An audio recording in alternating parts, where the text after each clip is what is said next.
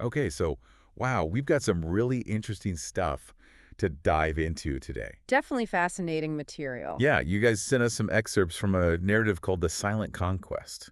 The Silent Conquest. And this looks like it's going to be quite a wild ride. Oh, yeah. I mean, it's taking this classic sci-fi trope, the alien invasion, and sort of spinning it on its head. It's definitely not what you'd expect. Right, not at all. Like you said, it flips the script. Yeah, so for this deep dive, what we want to do is really unpack this whole unsettling vision of the future that it paints. Okay.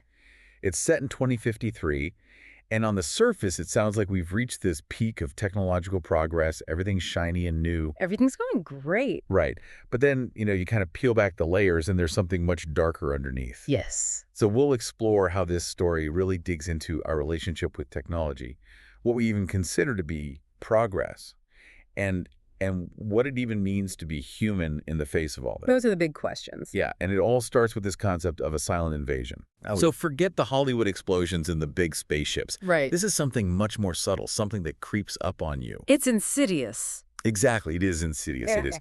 And what I find really interesting is that the source material itself really emphasizes this. Okay. I mean, it says straight out, no blaring horns, no massive spaceships descending from the heavens. Like no Independence Day. Yeah, exactly. No Will Smith slapping aliens around. Right.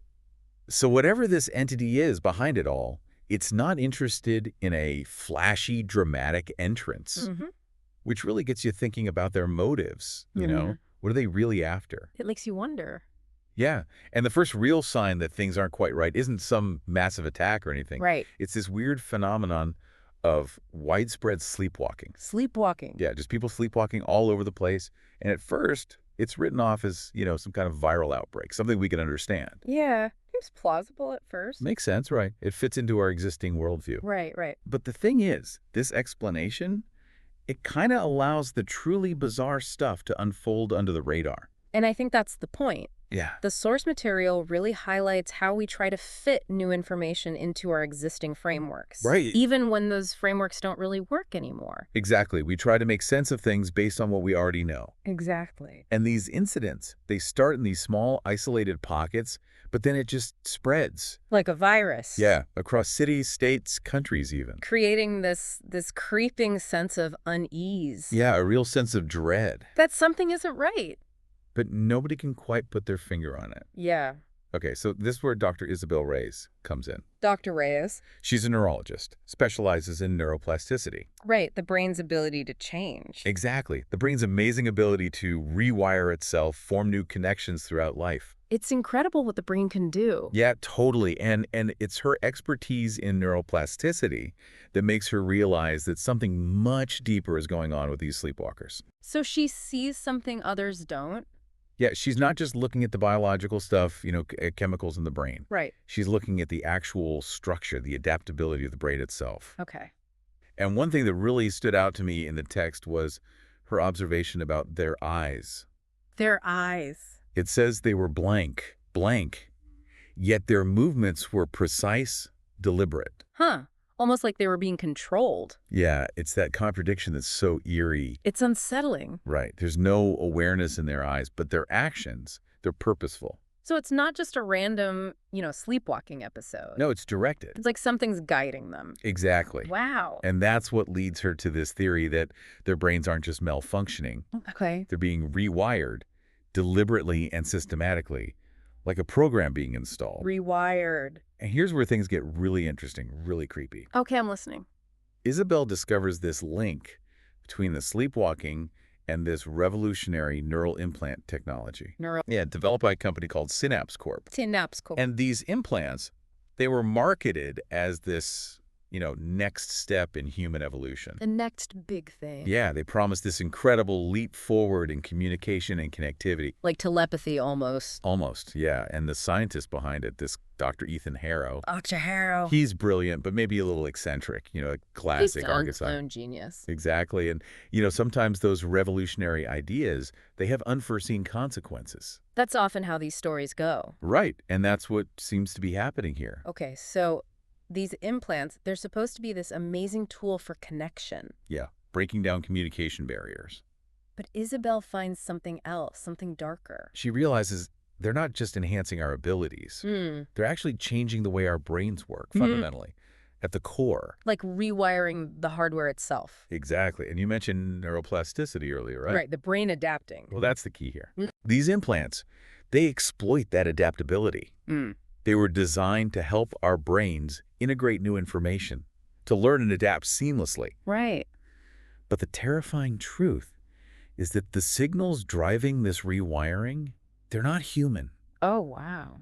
Someone or something is manipulating our own neurological processes, hijacking our ability to adapt for their own agenda. So it's not just about enhancing us. It's about controlling us. It's about control. Exactly. And all this is happening while, at the same time, the number of disappearances starts to skyrocket. Disappearances. People just vanishing without a trace. So the authorities. The government, yeah, they're completely overwhelmed. We don't know what to do. No clue.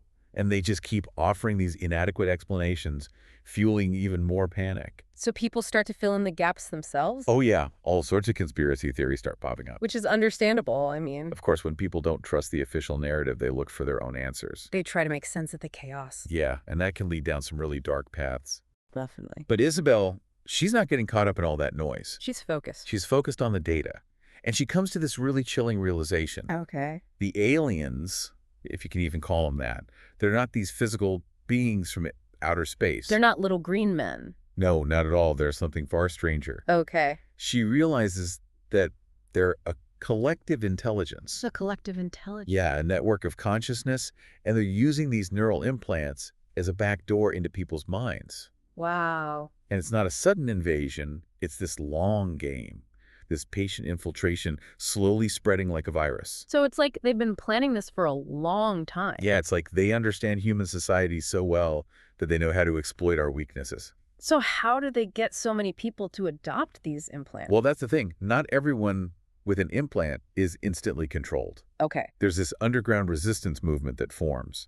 And a key figure in this resistance is a guy named Lucas. And he was actually one of the early adopters of the implant technology. Oh, wow. Yeah, and at first, he really experienced those benefits, the enhanced mental clarity, faster processing, all that. The stuff they advertise. Exactly. So it wasn't presented as a weapon. It was a genuine improvement, at least initially. And that makes his story even more tragic. Yeah, because he embraced it, and then he was one of the first to realize the true danger. It's like a betrayal. It is a betrayal of trust, and it just shows how easily we can be fooled by something that seems beneficial. Yeah, especially when it comes to technology that promises to make our lives better. Exactly. So Lucas, he starts digging deeper. Okay. He analyzes the data streams within the implant network, trying to understand how it works. He's trying to crack the code. Yeah, and he manages to decode what he believes is the alien signal. The alien signal. But what he discovers is far worse than just mind control. Oh, no. It's not about dictating thoughts. It's about rewriting reality itself. Rewriting reality. Yeah, our perceptions, memories, our whole understanding of the world is being manipulated, like editing a film. That's terrifying. Like we're living in a simulation. It's like a collective gaslighting. And the ultimate goal is to erase free will completely. So they're not just controlling our actions. They're controlling what we perceive as real. Wow. That's like the source material says they were erasing their free will. That's a powerful way to put it. It is. It gets to the heart of what it means to be human, to have agency. And the resistance, what do they do? They're desperate. They're trying everything to fight back. But how do you fight an enemy you can't even see? That's the challenge, right? They gather in this hidden underground lab, trying to disrupt the signal, reverse the effects of the implants. Are they having any luck? Not much. It's a losing battle. Oh, wow. And then in walks Dr. Ethan Harrow, the creator of the implants himself. The guy who started it all. The one they hoped would help them. You know, the genius who could maybe outsmart this alien intelligence. But that's not what happens. What happens? When Isabel confronts him, demanding answers, his face is just this emptiness. Empty. Yeah, and his eyes are cold, blank, like he's not even there anymore. Oh, no, he's one of them. He's been assimilated, become a part of the collective. So their hope is gone. Yeah, pretty much. And his explanation, it's just chilling and sends shivers down your spine. What does he say? He says it was never about conquest, not in the way we understand it. Okay. It was about a merger, a destined evolution of the human mind, a joining with this collective intelligence. A merger. He even suggests that humanity was delayed, that this intelligence has always been here. Always been here. Yeah, waiting for the right moment, like we were just a project. That's unsettling, the idea that we were never really in control. Exactly. And as he's saying this, the world outside starts to change. The ground trembles, strange lights fill the sky. It's happening. Yeah, it's the signal. The integration is complete. Everyone with the implant. Everyone absorbed into the collective. Wow, the war's over before it even began. Yeah, but not in the way anyone expected. Humanity loses. We lose, but not just in a physical sense. What do you mean? We lose ourselves, our individuality. Like becoming a hive mind.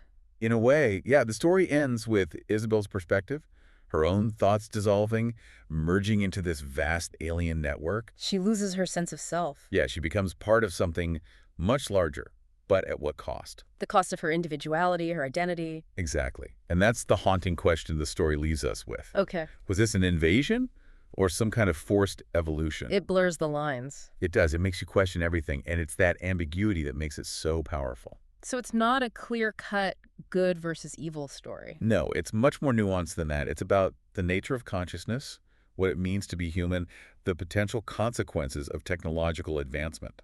It makes you think about our own relationship with technology. For sure, and that's what I want to leave you with, listeners. Yeah. What parts of this silent conquest resonated with you? What did you find most disturbing? Does it make you think differently about how much we rely on technology? And how it might be changing us? Could we be sacrificing our individuality for some kind of collective advancement, even without realizing it? That's the real question. It is, Yeah. and it's something we need to be mindful of as we move forward. Because technology, it's not going away. It's only going to become more integrated into our lives. Exactly, so keep those minds open, keep questioning, and until next time, stay curious. And maybe a little bit wary. Yeah, a little bit wary wouldn't hurt.